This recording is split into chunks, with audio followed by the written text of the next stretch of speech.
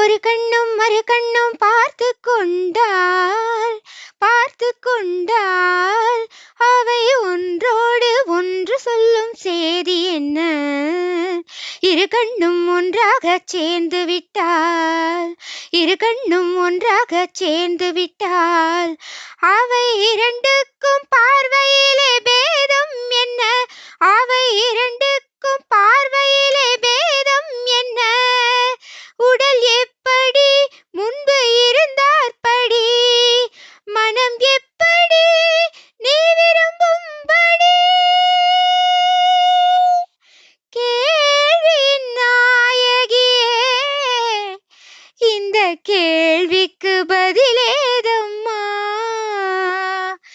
இல்லாத மேடையொன்றில் எழுதாத நாடகத்தை எல்லோரும் நடிக்கின்றோம், நாமே எல்லோரும் பார்க்கின்றோம்.